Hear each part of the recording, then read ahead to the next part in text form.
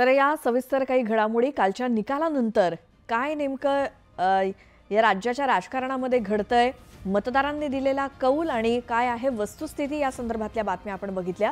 यानंतरच्या बुलेटिनमध्ये अशाच काही वेगवान स्वरूपातल्या आणि सविस्तर घडामोडी बघणार आहोत। उद्या शपथविधी आहे नव्या सरकारचा, या संदर्भातले देखील अपडेट घेऊयात।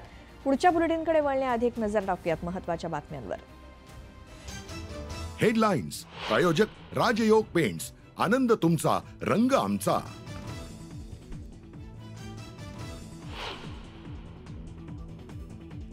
शिवसेनेची आज मुंबईतल्या ताज लँडसेंडमध्ये बैठक, विजयी उमेदवारांना बैठकीचं निमंत्रण। सत्ता स्थापनेच्या पार्श्वभूमीवर होणार चर्चा।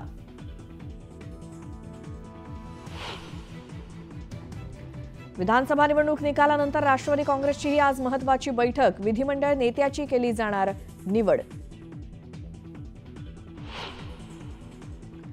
विधानसभा निवडणुकीत महायुतीची जोरदार मुसंडी, 234 जागांवर दणदणीत विजय, महाविकास आघाडीचा सुपडा साफ।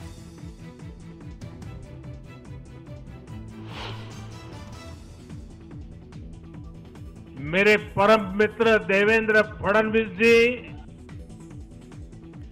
महायुतीच्या विजयानंतर पंतप्रधान मोदींकडून देवेंद्र फडणवीसांचं विशेष अभिनंदन।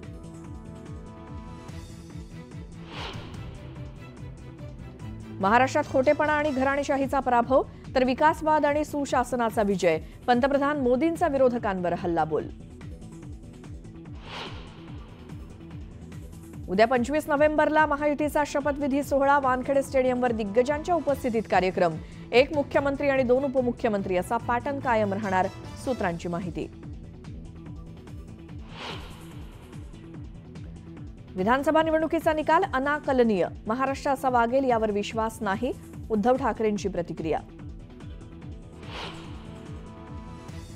कोल्हापूरच्या चंदगडमध्ये विजयी रॅलीत भडका, जेसीबीतनं गुलाल उधळताना आगीचा भडका, व्हिडिओ सोशल मीडियावर व्हायरल।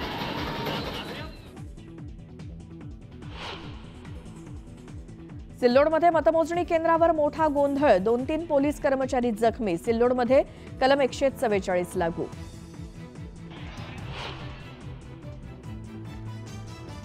जम्मू काश्मीरमध्ये जोरदार बर्फवृष्टी, सोनमर्गमध्ये पसरली बर्फाची चादर।